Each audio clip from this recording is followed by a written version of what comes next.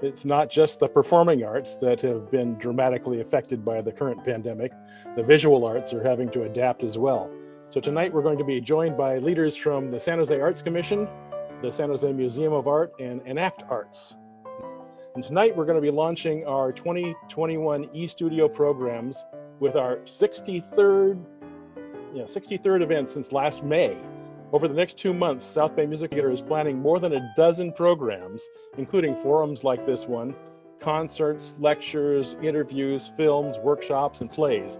Now, our theme for the next 2 months will be contrasts, as we juxtaposition differing styles of entertainment, differing time periods, and the arts before and after COVID-19.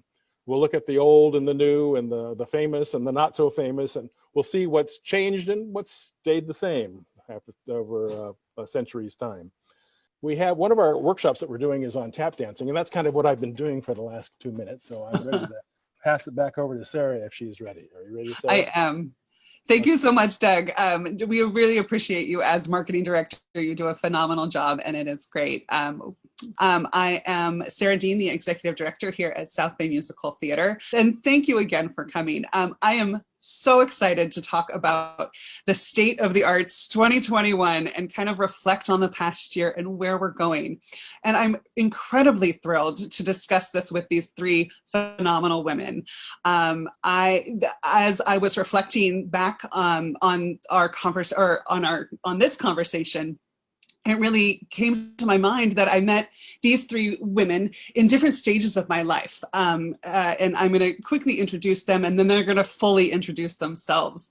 So I have got here tonight Dr. Smita Garg, who we have known each other a while now, but out of the arts community, we first met each other through the Moreland School District, our school district, and it wasn't until much later that we realized that we had an arts connection. So Smita, talk a little bit about who you are and your relationship to the South Bay art scene. Thank you, Sarah. I'm so happy to be here today and be talking to you, Sarah. I never thought we'd be doing this, right? Right. We usually talk about what's going on at MMS and what's going on at our local school district. So this is really wonderful.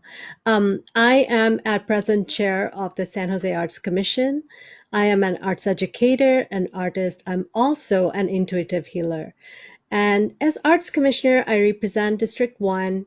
We usually have commissioners representing all San Jose districts on the commission. As a commissioner, I advocate for the arts and the arts community. The commissioners work with the City Council and the Office of Cultural Affairs on policies, grants, funding, all that good stuff related to the arts. So in very short, that is my introduction. I was born and brought up in New Delhi, India, and I migrated to the United States about 27 years ago. Oh, wow. So now I've lived here longer than I've lived in India. Yay. I guess that's a good thing. My husband is English, and we were realizing that we're coming up to that same sort of anniversary of like, oh, he's been here longer. Smita, thank you so much for joining us tonight. I will say you were one of the first names that popped to my head when we were originally putting together the eStudio and having diversity and inclusion discussions. So yay, this truly is very, very delightful that you're Thank you. Thank you for having me. I'm going to move over to somebody that I've known longer, well, a long time, even more longer than my friends here at SBMT, but Kristen Bertrand and I worked together a mere 16 years ago at American Musical Theater in San Jose. We were office mates, so super close. Kristen, what are you doing now? Hi, Sarah. Thanks so much for having me here. I feel honored to be on this very esteemed panel. I am currently the Director of Development of the San Jose Museum of Art. I've actually been in the role for 3 years and 1 day. And I've been at the museum for 5 years. Prior to that, I was at Ballet San Jose for 7 years. I was their school administrative director, a faculty member, and also their acting director of development. And aside from a few stints at various, a couple different startups in Silicon Valley, I started my career in the arts in San Jose in 2003 as Sarah's office mate. It was my first full-time job in the arts out of college. I was the assistant to the executive producer, and I was also the education and outreach coordinator. So I'm coming up on my halfway point as a California girl. I grew up in Central Florida, trained at Orlando Ballet and taught on the faculty there. And then soon after graduation, switched over to arts administration. And I have to say how much I love San Jose, how much I believe in our community and of the strength of our arts institution. And I know that it will be through collaboration and lifting one another up that we'll get through this. So I'm excited for the conversation tonight. I will. Snaps is the new clapping. If I've understood through Zoom, it's all about the snaps. So I will agree with you on that. And Kristen, I have so enjoyed watching your path and your soaring, and I love it. And so thank you for joining tonight.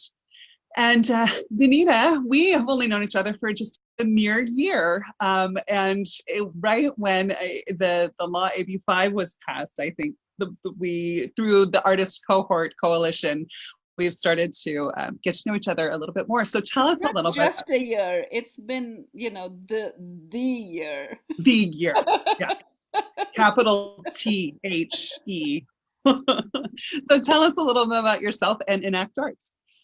Okay, so I'm the artistic director of a theater company called Enact Arts that is co-located in the Bay Area and in Houston, Texas. I'm one of the co-founders of the company, and I come to arts and arts management after a 25-year career in the technology world. And 30 out of those 25 years was spent with my house on my back. I lived in 9 different countries on 4 different continents. I'm trained as an engineer and a computer scientist, but I also have degrees in French literature from the Sorbonne and in German from the Max Muller Institute. I love languages, and I'm just getting a degree in Spanish now. And I also have an MBA with a specialization in entrepreneurship from Paris. And I'm not coming up to any anniversaries because I've lived in so many countries. I'm actually coming up to 1 anniversary. So out of the 30 years, I spent 12 years in Paris, and it might very soon be 12 years for me in the US. So I'm a bit of an oddball, but I'm very, very grateful to be so wholeheartedly accepted by the arts community. Yeah. Because, I was a bit of a fraud not knowing anything about arts when I started my arts company. So I just, this is such a warm and loving community. I just want to say to everybody in the Bay Area, after 30 years of wandering around the world, we picked to live in the Bay Area because we think it's the best place in the world. So for those of you who've been living here forever, you had the right idea from much earlier than we did. I did those 5 years in New York, and I gotta say, we don't know how to deal with the New York winters. So yeah, right. No humidity of Florida. Smita's here. She's 27 years. Like we're right there with you. So 27 years weren't just in San Jose. Okay. It's been like about 17 of those 27 years have been in San Jose. I did spend 5 years living in Champaign, Illinois, when I was going to school there, getting my doctorate. So yeah, so I've lived my share of winter. Right. This is why it was gorgeous today, and yeah. It's January. Okay, that's enough small talk about the weather. I mean, hello. So let's talk a little bit about the things that we maybe would like to forget, but we're not going to because that's not what we're doing. So 2020, It was the year. 2021 is ahead of us. And so what I would love to just quickly do, if you guys would, tell us a little bit about the effect of both the events of 2020. There were significant changes in our communities and in how the arts it gets accessible from one to another. So if you guys would just give a little brief talk about kind of what challenges you faced, and pivoting that might have happened, and anything that kind of grew out of that. We're not going to go quite so far into what's growing, what's emerging, not yet at least. So Kristen, how about we start with you? Sure. Hit me with a hard question first. You know, like almost every business, San Jose Museum of Art had to temporarily close our doors mid-March. And I think we were all just a little bit stunned at first. We thought, okay, well, maybe we'll be home for a week, or maybe we'll be home for a couple weeks and we'll get back. And slowly we started to realize that, you know, we were going to be in this for the long haul. And I was so impressed with our staff. SJMA, we were at about a $5 million budget and with about 48 staff members. And we were determined to keep the family together. And so we immediately went to our board of trustees, and they put together a challenge grant to raise the money to keep all of the full-time staff and part-time educators on board so that we could just focus on pivoting our programs. You know, you think that a museum, well, it's a building and you go there to look at old stuff. But SJMA is actually the only accredited modern and contemporary art museum in San Jose. And we had recently adopted a strategic plan to become a truly borderless museum, essential to creative life in the diverse communities of San Jose and Silicon Valley. So what COVID actually did is it forced us a couple years forward in just a couple of months, and really challenged us to program outside of the museum's walls to meet people where they are and to ensure that what we were programming was inclusive. So, you know, our education department immediately started to devise virtual versions of our education programs. Prior to COVID, we were the largest provider of arts education in Santa Clara County. And, you know, we serve a significant number of Title I students. So teachers were reaching out to us pretty quickly. You know, as one of San Jose's largest arts organization, we have this responsibility, not only to schools, but to our partner nonprofits, to share what resources we have. And so it was a heavy lift to our education team. I'll share the good news later. A couple other, you know, hard things we had to do. We had to figure out, well, how do we get our exhibitions online? You know, we started doing live gallery talks. We created a museum from home page. Our gallery, our teaching artists immediately started to put together these videos of art making instructions. And we have almost 100 do-it-yourself art making videos now on the website. And even a curator's dashboard where you can go and revisit previous exhibitions, view all of the content, all the images of the artworks.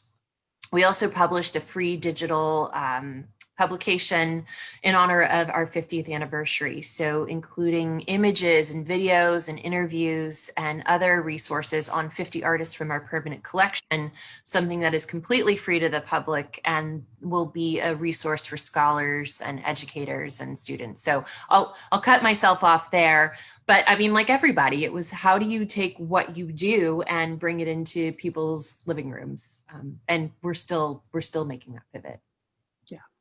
Yeah, you kind of touched on a couple great things, you know, that have been circling around our conversations as well. Keeping the family together, keeping the community engaged and enriched. I did throw you guys into the chat, and I'll throw it up on the YouTube page in just a second, the link to your museum from home, and that's got resources in there for teachers and family resources, exhibitions, the public programs, and so on and so forth. And that's those are fun to watch, and working with just reaching those communities that they have lost this portion of what you have been bringing to them from us, across the community. So that is there too, and we'll come back to that too as well. And Smita, talk to us a little bit about 2020. Yeah, so the first thing that happened, at least as far as the Arts Commission's work was concerned, was all our meetings were canceled because, well, we met in the city hall and we weren't really meeting anymore because the city government got really busy taking care of COVID and just supporting, the Santa Clara County of Health and everything. So a lot of the city officials, even the OCA officials actually got pulled into that and pulled into working on or looking at funding opportunities for big and small arts organizations. So suddenly our meeting stopped, and it was a state of like not knowing what was happening and where we were going with everything.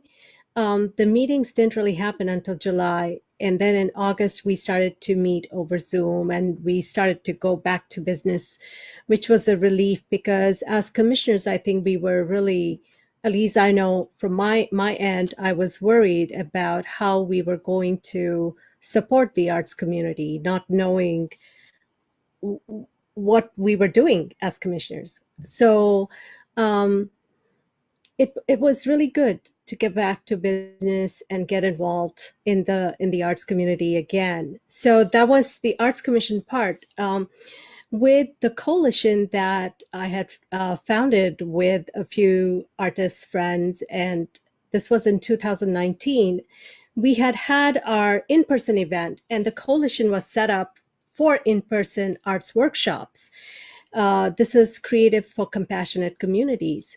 And so we'd had our first event in person, which had been really successful. And our events are quarterly. So the next event was going to happen in 2020 and moved to 2020, March. Suddenly everything is stopped. We put in all the work for another in-person event and realized that we'd have to cancel it and rethink our strategy.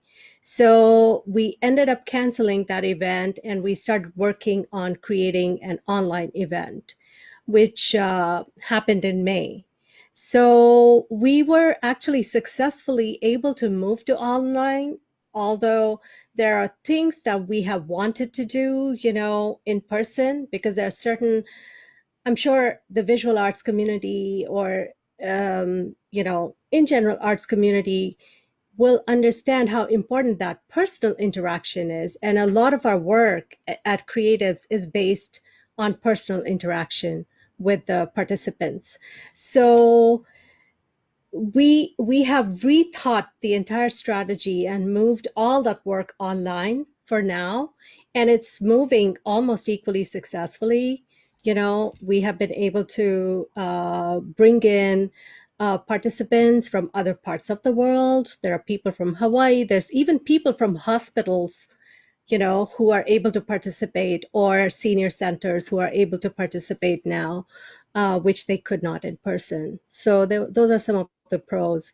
And one last thing I'd like to mention is that I was able to start a whole new online event that happens every Wednesday. It's a really fun event. It involves some, meditation, some healing, and some vegetarian recipes. And we are adding an arts component moving forward to it.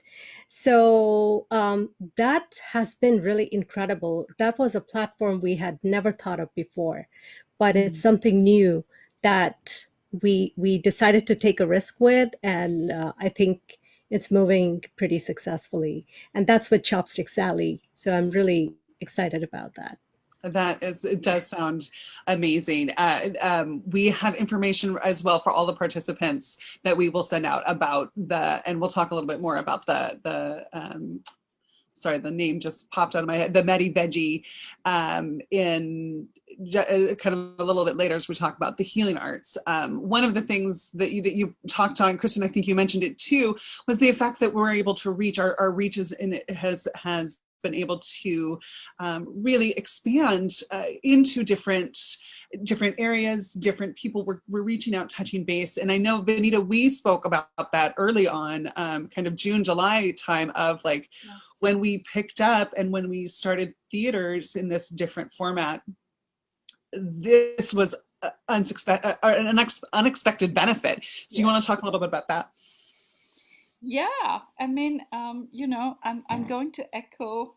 I mean, theater is all about human connection in a physical space and feeding off of the energy that comes from a live performance. And so, you know, when you can't do that, then who are you as a theater company? This is really, it's existential angst at its very fundamental. So we shut down in the first week of March. We had just luckily done our gala the week before, and it wasn't as successful as previous galas because there was already a COVID, you know, kind of implication of people, not enough people came and everything. And we did all our bean counting, and I remember in the first week of March scrambling to get a Zoom account so I could talk to everybody in the team and then saying, you're just all furloughed to, you know, 40% of whatever you get paid because we don't know what's going to happen.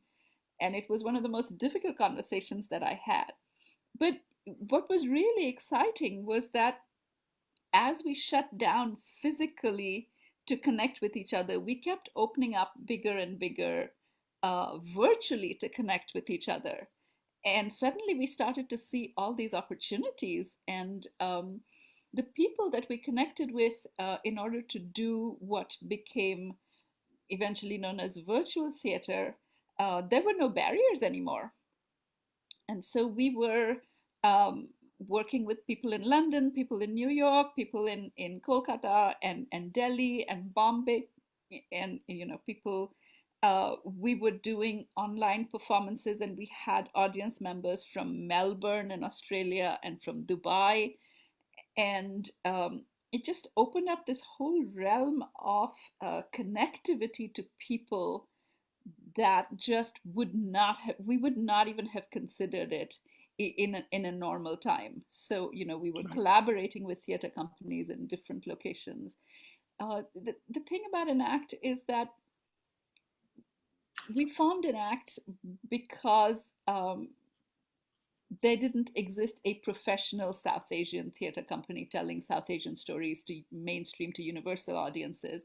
And we wanted South Asian voices and South Asian culture, and so, you know, the social political narrative to become part of the mainstream narrative. That was why Enact was formed. And then we realized that you can't tell stories unless you have the talent, and our diverse talent was really not being developed. And so we became a talent incubator, and we've been looking and doing plays that that really represent the diversity, the demographic diversity of the region that we live in, and b tell stories that are global but are, you know, from different perspectives, not necessarily from a singular perspective. So being able to then translate that into a bigger, more international model, it just opened up possibilities for us. And we have three business arms at Enact. One is the production arm, one is the School of Education, and then we have something that we call community programming. And then we realized that there were people in the community who really needed our help. And so we started doing programs for free. For example, we helped seniors in senior centers write radio plays and act in them and turn them into audible podcasts and share them with their friends and family. And we started to fundraise for these events to cover our costs through crowdfunding. And people donated really generously. So we started building communities of people wanting to help people.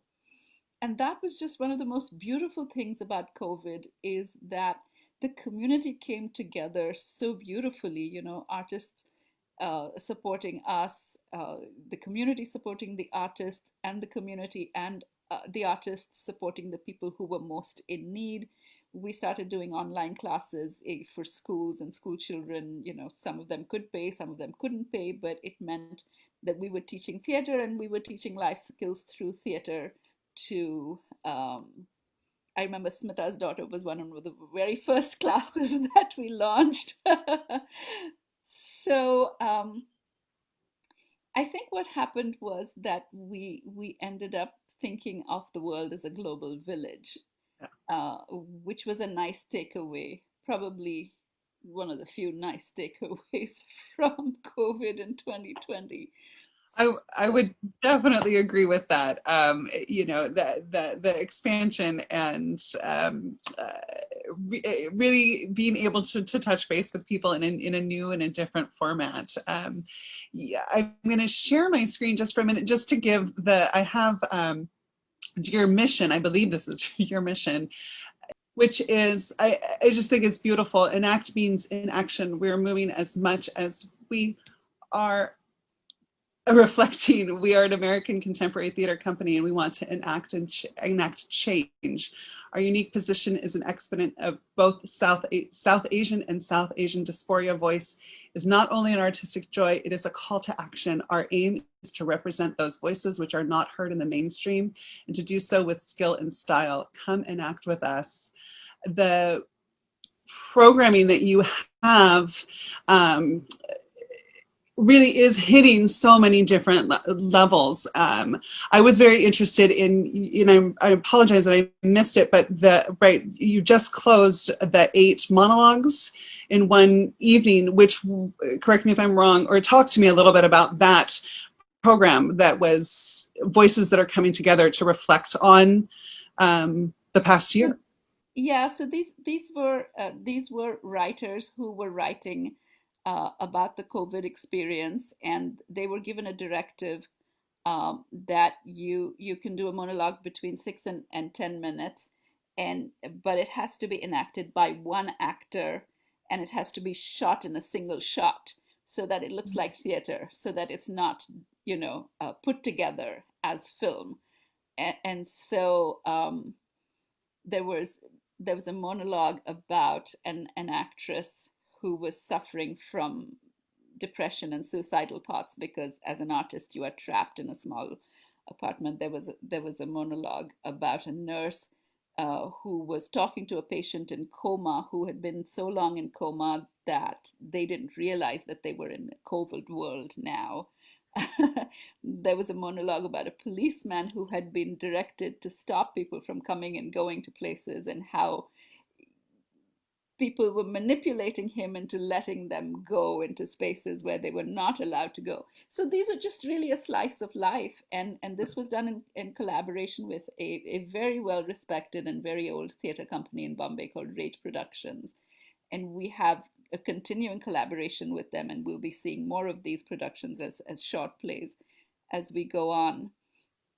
Before that, we did a play in virtual theater, which was, you know, the story of 2 incredible people in the history of India, Jawaharlal Nehru and Indira Gandhi, who were the first and third Prime Minister of India.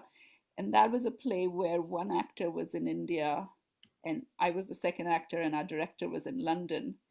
And we were just virtually working on all this stuff, and then eventually the play got seen on 3 continents. So that was really interesting.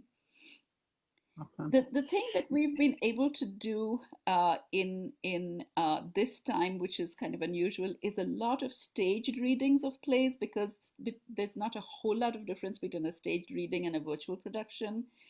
And we have been able to bring in a bunch of new playwrights. Very deliberately, we have picked plays and playwrights who are talking about the issue of diversity, because representation and diversity, I think, you know, are probably the 2 key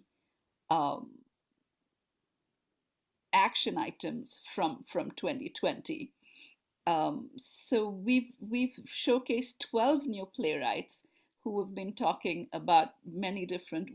One of the plays that I absolutely love was actually written by one of our own Enact staff members called Radiant, and it's about this group of 5 people who are just traveling in an RV across America, Oh, and they great. happen to pick up this young Muslim woman, wearing a hijab and everything, who's wanting to go to New York because her father is ill.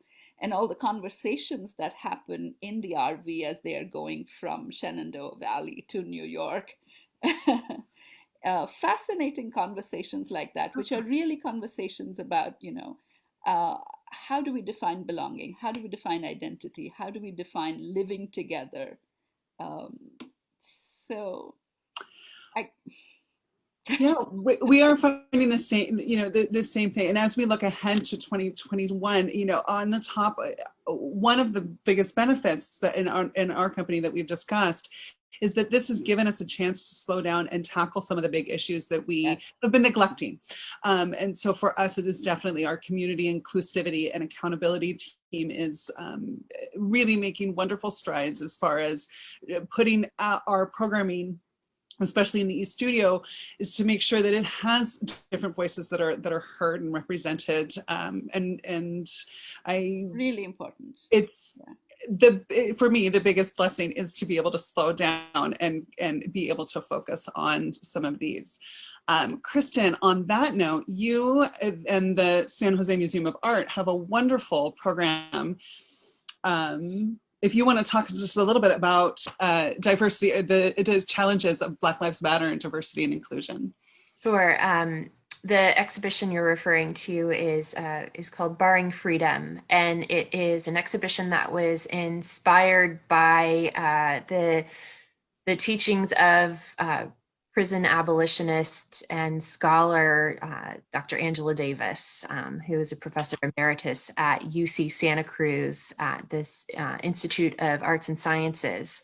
And so this exhibition was co-organized with the university, and we're truly honored to have it installed in our galleries at SJMA with over 20 artists from the United States who are really looking at the way individuals view incarceration, and it's exploring the realities of systemic racism within our criminal justice system, and the need for social justice.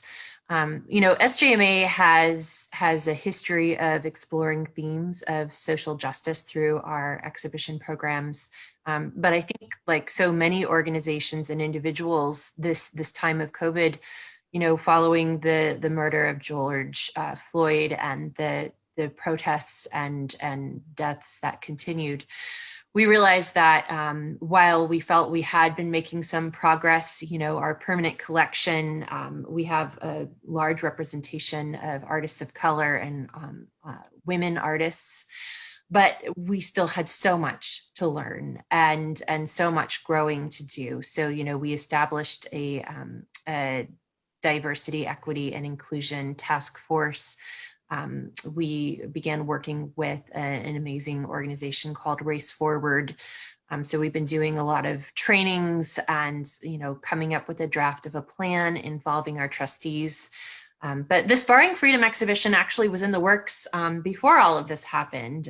So it's a rather timely show. You can actually learn quite a bit about this exhibition by going to our website. And I know that Sarah will share that link with you, not only SJMA's website, but the website that UC Santa Cruz has put together as part of the exhibition. There are so many public programs. We've been having hosting along with UC Santa Cruz conversations with Angela Davis, with Brian Stevenson, who you would know from Just Mercy, the book, and following movie. He's just such an extraordinary individual. So lots of conversations with artists and writers and scholars on the topic of the need for prison reform, and the fact that of our 2 million incarcerated individuals right now, the majority are Black and brown, and what is our responsibility as citizens to address these issues. So That was I think wonderful to be able to open the museum for 3 weekends, October and November. So 750 people got to see it. Oh, awesome. And it's still on view. So whenever it's safe to open the museum's doors, I encourage you all to come and visit and check it out, because it really is a really a stunning show. I did, for the people in the Zoom, and on YouTube, I did put those links into the chat tools. And again, we will send those out at the end. There's a significant number of information on the program and on the installation on the websites, as well as a number of, it looked like, events coming up. Yes, so many events. And there are videos of all. So if you want to listen to Angela Davis, if you want to listen to the talk with Brian Stevenson, which is like going to church, it's amazing. Oh, cool. So yeah, you can catch all of that online. And on those calendars. One other thing I'll add, just quickly, because you mentioned Black Lives Matter, SJMA relies heavily on our in-person gala every year to raise 20% of our contributed revenue. And it's a big party, big expensive party, and we raise money through sponsorships and an auction. And this year we produced a television show in partnership with CreaTV San Jose. Shout out to that amazing organization. If you need to produce a show, you just need to call them. They're very affordable. And also, partnering with many of our local organizations like Mosaic Silicon Valley, New Ballet, San Jose Jazz, working with just lots of different Opera San Jose, to provide this entertaining night, and also to sell a lot of art, not from our collection, but art that was donated for the auction. And we were really inspired by an artist we reached out to, and she said, yes, I'll donate a work of art, but only if you agree to donate a portion of the proceeds to promote social justice and support Black lives. So we were grateful to be able to raise and donate $26,000 to the Black Lives Matter global network of our incredible fundraiser. Yeah, so I mean, artists constantly inspire us to do the right thing, is all that is to say. Yeah, it is one of these things that they feed on each other, and it grows and builds. And the connection. I mean, one of the things you mentioned, your gala, one of the things that you guys were talking about in our little pre-discussion was the San Jose Museum of Art dance parties that you have also pulled out, that have been wonderful. So community building there, is that, or what about those? Do they, how has your community kind of come together, build through those events, those type of events? Well, our first dance party was actually a high school prom. It was our first big free public event. The first time we ever hosted a meeting on Zoom was with 300 people. We had a DJ, and, whenever possible, we try and partner with other organizations. As a larger institution, it is so important that we share our platform. And it's also important that we're not just programming to our own audiences. So in this case, we partnered with New Ballet, thinking about the ages of their students and the fact that, there's going to be this inclination to want to dance. And also with Mosaic Silicon Valley, shout out to Usha, who we asked that they provide us with some of their teaching artists. So we had a tutorial in Bollywood and Indian folk dancing. We had a tutorial in salsa, and we had a tutorial in K-pop. And then we also hired a local choreographer to choreograph a flash mob. It was super fun. And the Museum of Quilts and Textiles did a crown making tutorial. And we had local restaurants do like prom punch recipes. Our local Rosies and Posies did a tutorial on how to make a corsage. Really just coming together in this creative way that, it was just our development team throwing it together. And it worked out really well.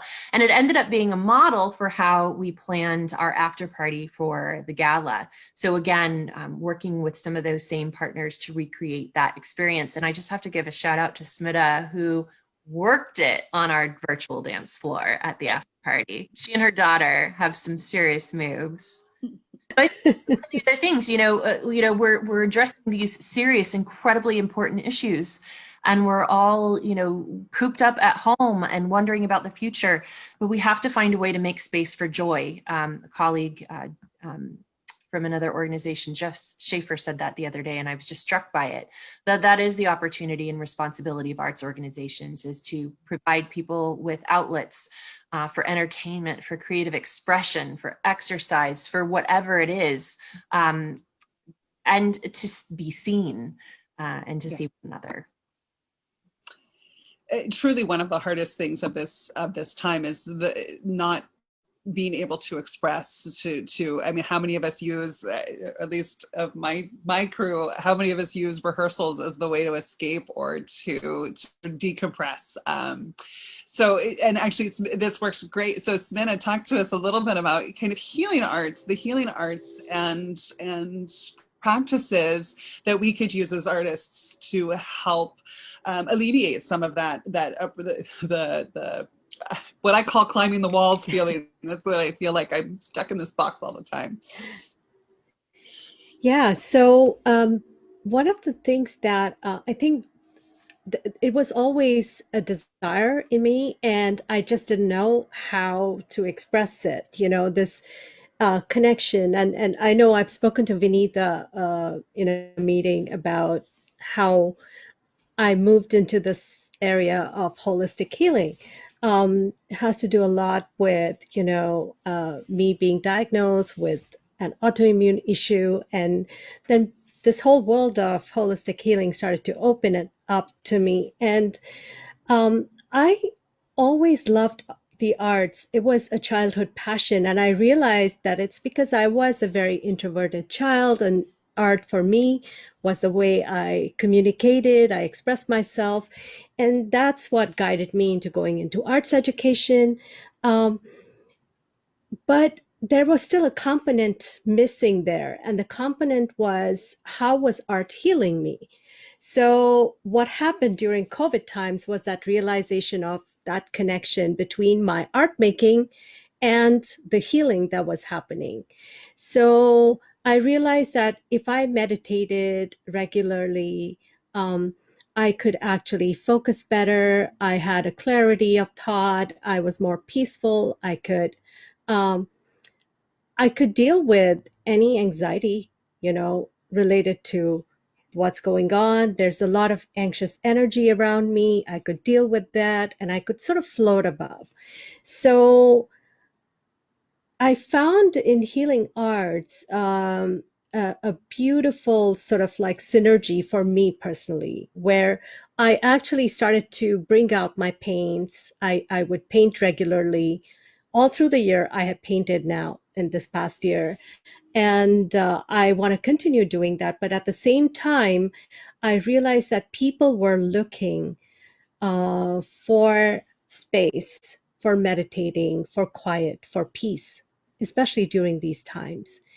And so I started to offer that, but also I realized that being with the group of people that we started the compassionate communities, that whole group was doing exactly that. We were trying to bring healing to synergize with our art making. And so anytime we have our event, it is, we have portions that involve meditation. There are portions that involve reflection, contemplation. And then even the art making that we do is very mindful. So it's kind of interesting that we started with that premise when we started Creatives for Compassionate Communities, and we thought we would be doing all this in person, but now we've had to move online in a world that is super anxious, and suddenly this has taken a whole different value. There's a greater appreciation for what we are doing through the mindfulness art making. There are more people interested in experiencing that. In the very last event that we had on December 13th, we had our, ex-city manager join, and she had a whole lot of words of praise for what we were doing.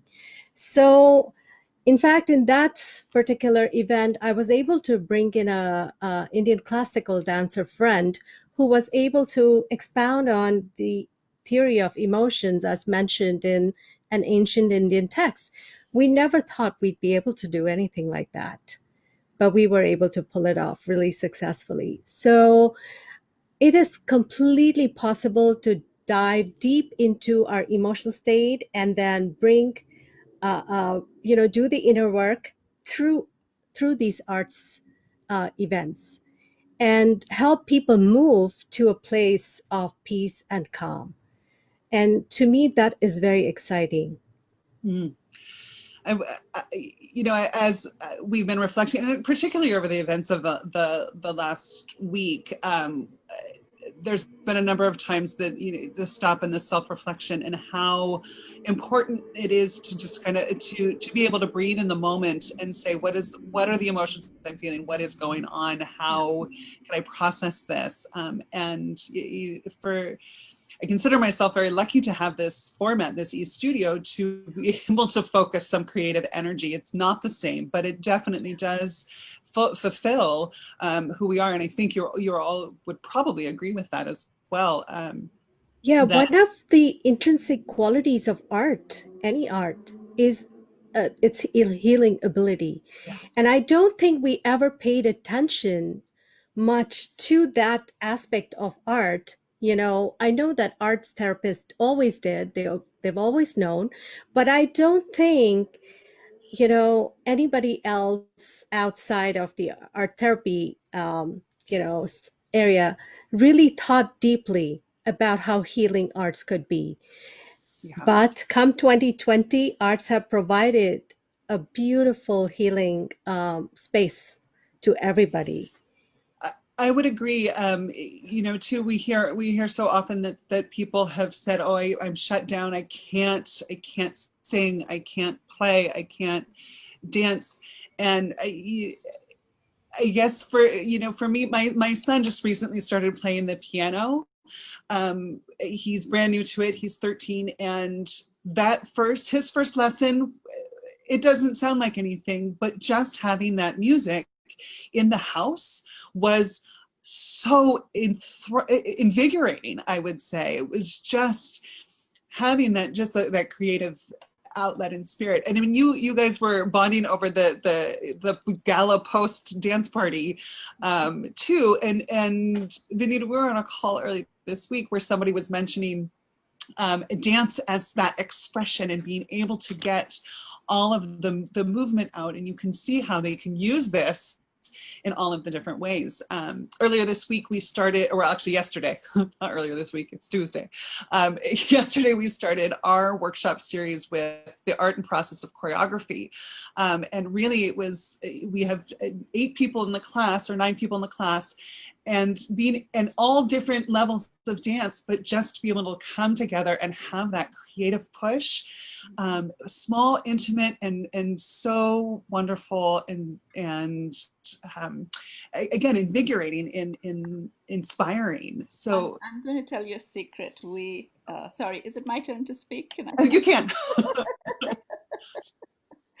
So we've just launched last year, actually, in the middle of COVID, we launched a program that we've been waiting to launch for a while called WEFT, which is Women Enact for Themselves. And this is a program for women to create their own pieces, whether they're playwrights or, storytellers, poetry, whatever. And one of the WEFT pieces that came out was a rap song about how patriarchy is glorified in Bollywood. And so this is 8 women rapping about Bollywood heroines. And so we just launched that project of turning it into a rap video this morning, actually. And every woman that I spoke to about the video said, I want to be part of it, bring it on. It's just like, dissing patriarchy, dancing Bollywood, being in a video. it's just like everything felt like literally music to the ears. Yeah, and that creative expression, Kristen, I'm sure you're. Energy came out of that one meeting about, okay, we're going to make this video about how badly Bollywood portrays women. Oh, so, and Vinita, earlier today, I was thinking, I said it would be really interesting to do a Bollywood musical. Bollywood is so musical. Why are there there's Bombay Dreams, which is Andrew Lloyd Webber, I think. And I was like, there needs to be more Bollywood musicals. So we yeah, could make it happen. So I have to tell you that almost all of our big productions are musicals, and so the fundamental thing about we're a very ancient country, civilization, I should say, and our sort of documented culture goes back about 5,000 years, and then it started get written down maybe about 3,000 years ago. So I mean, we were already a dying culture when the art of writing was invented. So we've got a lot of baggage, but we've got a lot of fun stuff as well. But the thing about the ancient South Asian construct of art is that poetry and dance and performance, the act of actually what we now call theater in the Western construct, these are all elements of one artistic form. And so for us, it's very hard to do something without singing and dancing about it and without making a big deal and having massive gestures and it's so theatrical. Hardwired genetically 5,000 years of this into our system. Not just Bollywood, it's just pretty much everything. The thing that we don't have, I think, is a structured format of a musical the way it exists, in Andrew Lloyd Webber or the Broadway or Hamilton or whatever. Right. But believe me, we do a lot of singing and dancing on stage when we're acting. Oh yeah, and a costume. Yeah, I have to mention that, I went to a school where theater arts were huge, and that school produced a lot of art theater, good actors, Bollywood actors, and directors.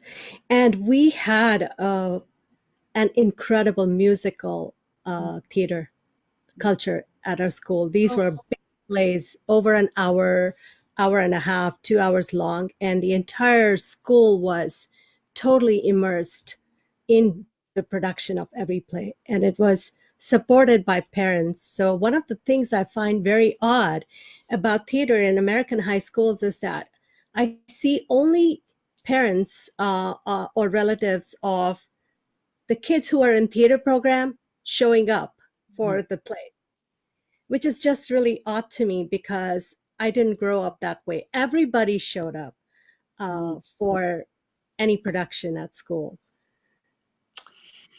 Yeah, like the high school football games gets all the glory, right?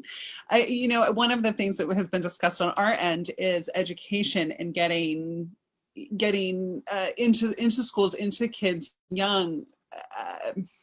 I think all of us have a little bit of a background in, or all of you have a little bit of background in education. Kristen, you were mentioning earlier too about the San Jose Museum of Art's programs. How are we inspiring the youth this next year coming forward? I'm so glad you asked me that, Sarah. I think that was maybe the thing I'm most excited to talk about, because not knowing everybody who's out there watching, but just to say, on behalf of the San Jose Museum of Art, that we want to serve you.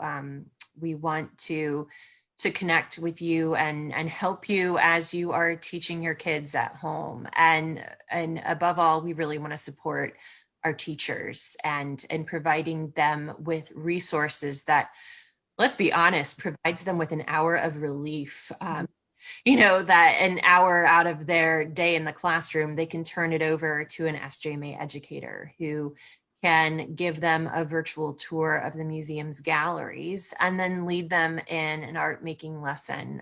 We actually have a number of programs, and some of them are actually free to Title I schools for this for the rest of this school year. But where we even deliver all of the art making supplies that a teacher would need to distribute to their classroom. You know, normally at SGMA, when we work with a class that comes to the museum, they use our supplies, they leave them here, they go home. They don't have the ability to replicate, and not in their classroom either, because a lot of people are surprised to find out that art supplies are not just a given in our public classrooms. Usually teachers have to buy them out of their own pocket, and they need to be have a predisposed interest in teaching art. So San Jose Museum of Art has been filling that gap for quite some time. So what we're doing is we're delivering art supplies that the students get to keep. And then the teacher and the students can continue to use throughout the year. We've developed lesson plans that are available on the website. And for people who don't have, you know, steady Wi-Fi access, you know, you can even print out some of them. So those are available. We also have a STEAM-based education program, so teaching science, math, and engineering through an arts lens, developing a series of videos, free videos, and then you sign up to work with the instructor and receive the syllabus to go along with those. So, you know, we see right now so much is about helping our teachers and our parents get through this time. Providing kids with that opportunity to have an artistic outlet, and then being there for them during the recovery. One of the things we were most proud of was we have a really popular kids summer camp. It goes on for 6 weeks. We have tons of kids, you know, coming to the museum, making art all day long. And so we pivoted to a virtual camp, and we're going to be offering virtual camp again. And so we had students from all over the state of California, from all over the US. We had a student in Italy, another place very affected by COVID and the lockdown.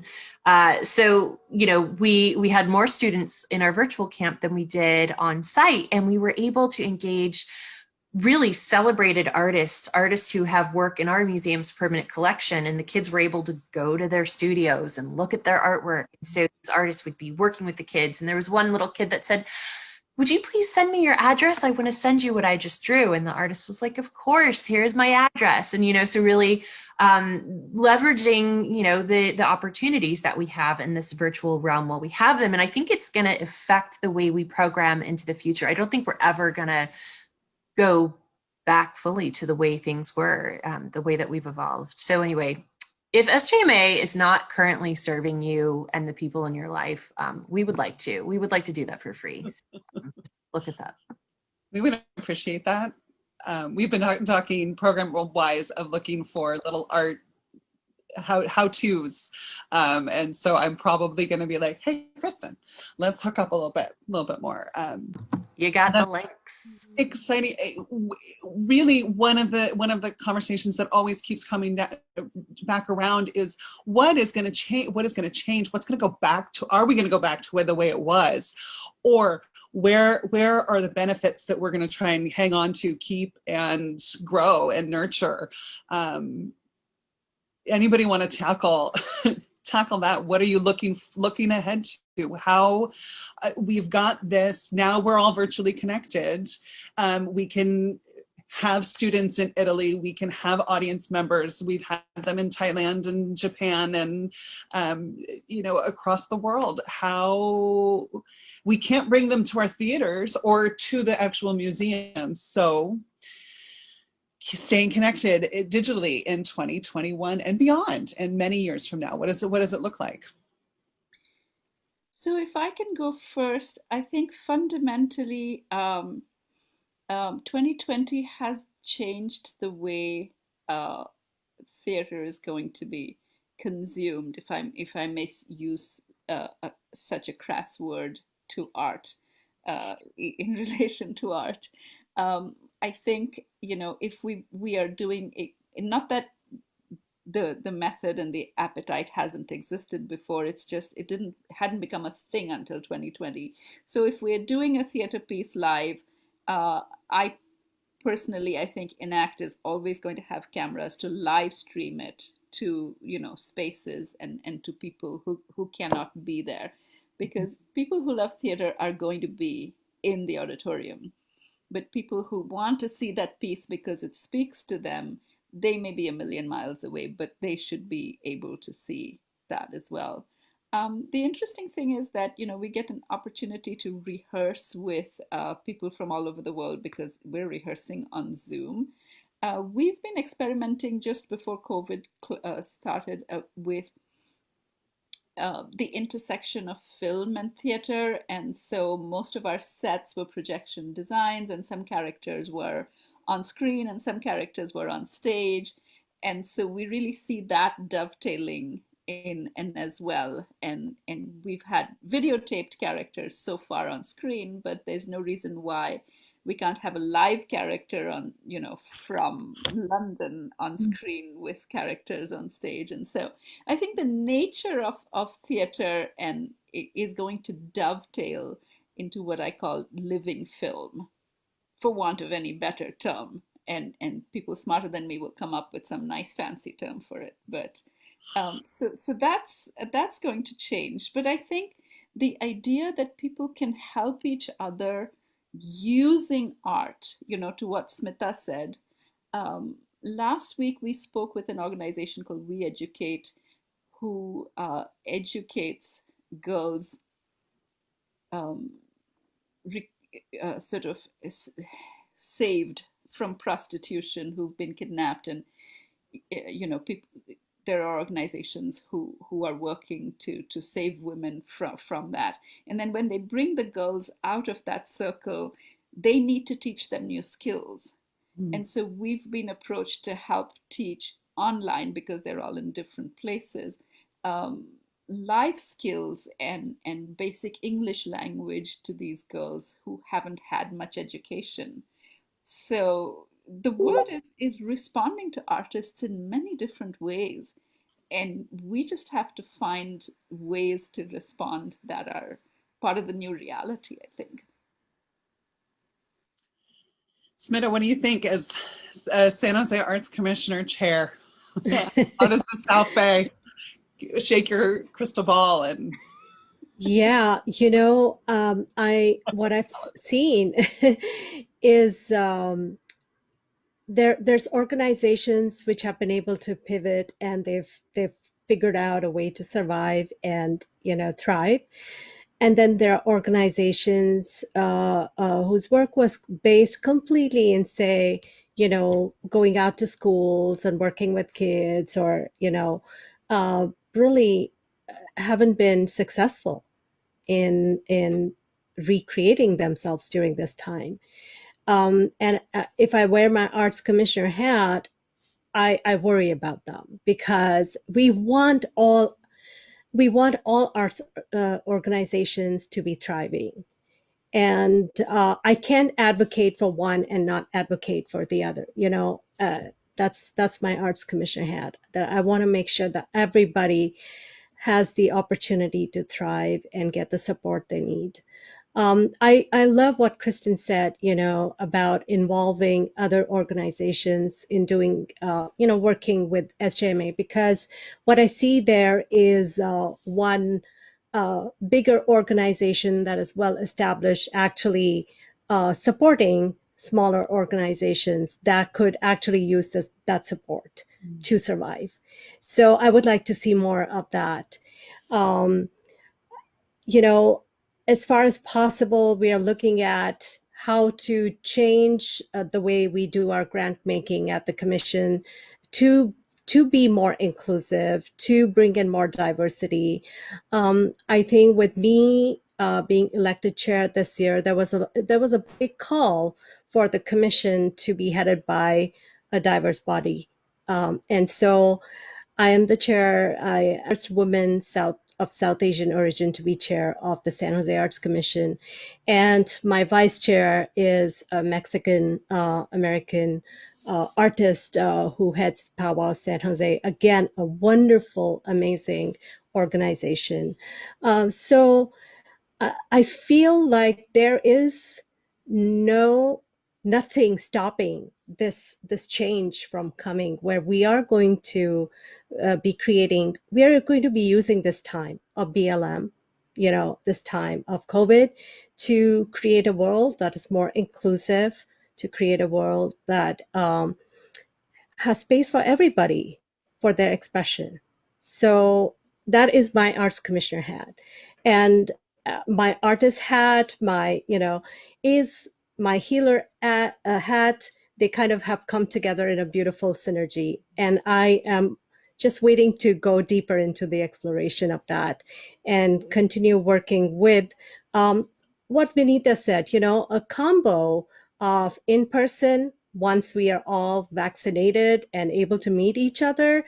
Um, so maybe do something that is in person, and then also have events that are live streamed.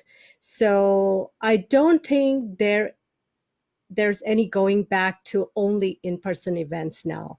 After we have tasted, this beautiful network that has happened due to COVID, where we have people from around the world joining us in art making, I don't think we can ever go back to being completely local anymore. Oh, that sends shivers down my back of just, it is, there had been conversations amongst our board at some point within the past year of having to do talkbacks, which would be, when you do a talkback, you only get the audience that are in the building. And I would imagine that the other audiences would like to come and participate. And, we just, the thought of like, wow, how do we do a talkback with, and open that up to virtual? Gee, I don't know. And then, now we're like, yeah, okay, that's not going to be a problem because we've got Get out the selfie stick. You'll clip on the mic. We'll stream it on YouTube. We'll use StreamYard and done. Right, exactly. And that is, it again just provides that connectivity. And when we have audience members who have family that are across the country or outside of the country, how will they be able to connect in? The expansion of who we can reach is super exciting. And yes, so yeah. And I think our motivation for that, I think, our just as I look at the museum and so many of our sister institutions, that we will have a much more equitable approach, that we will be focused so much more on access and inclusivity, not only in our programming, but in the way that we reach out to our community. So I really do hope that this time of refinement, that it sticks with us. And I will just say, though, no matter what the arts look like after 2021, they're only going to look like anything unless the community prioritizes art. And by that, I mean philanthropy. I mean that as individuals, we all need to, it is such a financially strenuous time for the majority of our community. But there's a portion of our community that's doing really well right now. And those of us have a responsibility to invest in the arts organizations that we believe make our city a better place to live and to learn and to work. Because right now, the city of San Jose, the way they fund arts is through the TOT, which is the transfer tax, right? And TOT has really, to the convention really suffered. Arts funding from the city of San Jose has been cut by 75%, and they've warned that the cuts will continue. Corporations are starting to divert their funding from the arts to health and human services.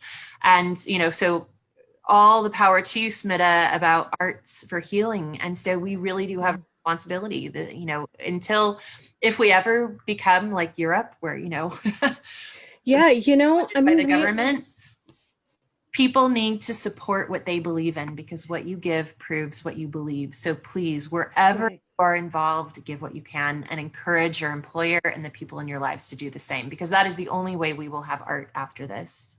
Yeah, and I feel very, very strongly, the reason I joined the Arts Commission was very personal. in a way, because when I moved to California, I was shocked to see that California schools did not have any arts. And being an arts educator, pretty much all my life, and having lived in several different states in the United States, and having seen arts education thriving in all these states, to come to California and see it missing from our schools was just beyond shocking. So what I'm hoping is that we as a culture here, especially in California, begin to realize the value of arts and begin to push our children. Well, not push our children, but then begin to push for arts in our children's lives, to encourage more arts in their schooling. Because I'll tell you, my daughter, who does 2 clarinet classes and she does a voice class, craves her music classes, especially because she's forced to be online. She looks forward to that time when she can just wind down and play her clarinet. And I would like to see more of that. And I would like to see more support in our community for that. So, let us push for more funding for the arts overall, starting from kinder all the way to, right? Yeah. That really resonates with me, Smita. That's why I started Enact, because there was, I grew up in Kolkata, which also known as Calcutta, which any Indian knows is just like the absolute heart of anything cultural. Our one Nobel Prize in literature is from Calcutta, the great Rabindranath Tagore, and art was just an everyday part of our lives. And when I realized that it wasn't happening in schools and it was happening in the community, but at a very amateur level and in silos, that's when I decided that I was going to have to do something about it. And, you know, create a platform where we could tell our stories. But what I realized was that when we were trying to tell our stories, I just didn't have enough well-developed talent, because the pool and the pipeline wasn't developed. And so we kept going back further and further. We started the School of Drama. We are now teaching theater and theater-related schools in so many schools. We are bringing theater into the community, just like the radio plays that I talked about, just so that we can create this theatrical ecosystem where many diverse groups of people can have voices through art. It's a very fundamental need of the human soul, and I think art is food for the soul the way food is food for the body. And we're not human without our souls. So it is also a very important part of a child's complete development. It develops the brain in ways nothing else does. And it releases dopamine, the feel-good hormone. I mean, I can go into the science of it, being an arts educator, and I explain to people that way. But, really, it's like a no-brainer to me. So it continuously, surprises me that we have to fight to keep the arts in our communities. Well, Smita, I have to say the science of art and that is fascinating, and we're going to have a follow-up session at some point in the next couple months, because that would be amazing. Yay, ladies, thank you. This is inspiring to me, where you are just optimism, I think growth. I think we're going to see within the next few years a shift. Collaboration is going to be key. All of these connections, I think, are just going to continue to build a place where the appreciation of what we do and creating and community and collaboration just will thrive and bloom. We have just a few minutes left, and if there is anybody in the audience who has a couple questions, one did come up, and I will get that. But if you would like to chat in or type into the chat, you can chat into the chat, then please do so, and I'm happy to read those. There was a question for Smita, if you would just provide a little bit more background about the Arts Commission itself and what it does, and which media gets the most attention. Are you focused on public sculpture, music festivals, coordinate among nonprofits, etc.? Yeah, so the Arts Commission actually looks at the policy, our local government's policy around the arts, the funding for the arts. We help write those policies. We make proposals, and those proposals get voted on, at city council level. We advocate for more funding for the arts. We basically, the Office of Cultural Affairs, we work with them in making sure that there's enough grants, programs, and grants going out, being made to arts and to various groups. And there's all kinds of groups. There's different kinds of art grants that OCA gives out. And some of those grants are for nonprofits, and some of those grants are for just about any arts organization. You know, and these grants are in different categories, so there are different programs, and those programs are listed on the OCA website. So I know that SJMA receives grants from us. There's big organizations that have been receiving grants from us, and then there are smaller organizations that have been receiving grants from us too. And then there's also, I know that there's a special grant program that is for small businesses that are arts-based, not necessarily nonprofits. So there's like a wide variety of grants that the city, that OCA gives out. Yeah, was there anything else? Yeah, no, that seems Okay. Seems like it. It's Yeah. primarily financial support and advocacy Yes. for the arts in the San Yes, Jose, totally. in the South Bay. Yeah. Yeah, we do have a public art program. There's a separate public art department that is part of OCA.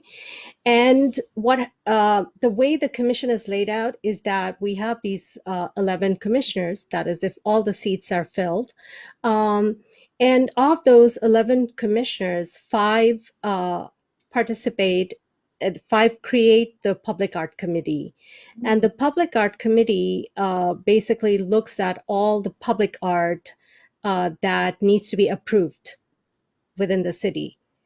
And so that subcommittee, it's a subcommittee that works and focuses on public art. Yeah. There is when we'll send out the San Jose city with the pages for the arts. The Office of Cultural Affairs, I think they have all the information on their website. I got a little, as you do, I was meandering through the webs and was looking at all of the various sculptures that are around San Jose, and like, oh man, I know where that one is. Oh, those are in front of Happy Hollow. I remember those. That's in the park. So it was fun definitely fun to look around at what is offered there. I do not see any other questions in the chat unless somebody's holding on to something or they want to unmute and ask themselves. I just want to recommend that this is a great time to take a drive through downtown San Jose and look at all the beautiful murals out there. Oh, that is there, do you know if there is a list on a mural list? There must be. I think there is a list of murals, and there's some new ones. There's a beautiful mural by Mona Caron, and then there's another mural on the 3rd Street garage. There's just, we are turning into a city of murals, which is a dream for me because I lived in Philadelphia for a while, and that's what I loved about Philly, just the art on the streets, and the murals there. And now it's literally like I'm looking at San Jose and going, yay, we're turning into a city of murals. There's that beautiful mural by Elle Mack on the side of the Children's Discovery Museum. Oh my God, yeah. Sophie holds the world together, that SGMA had the privilege of commissioning. So yeah, I think it's on the San Jose Public Art website, a list of the various, just public art in general that you could go and take a walking tour of. Ladies, my friends, thank you so much for joining me this evening and joining us and graciously giving your time to dream and share some inspiration and ways to grow and educate and expand our horizons. I am truly grateful, appreciative. Everybody who's watching, please support the arts in the South Bay. We're here to stay. I did notice that there was an announcement about the California Arts Corps that is on Gavin Newsom's next budgetary plan. So maybe we'll see some extra support from the state level. Yeah, we'll hold our breath for that. But otherwise, everybody use all the support we can get at this time. Everything crossed, and may the rest of the year be what it is. It's going to be what it is, right? And we'll just enjoy and keep sharing the love. Thank you all. Thanks for your leadership, Sarah. Thanks to South Bay Musical Theater. Back at you, back at Vinita and Smita. Thank you guys so much.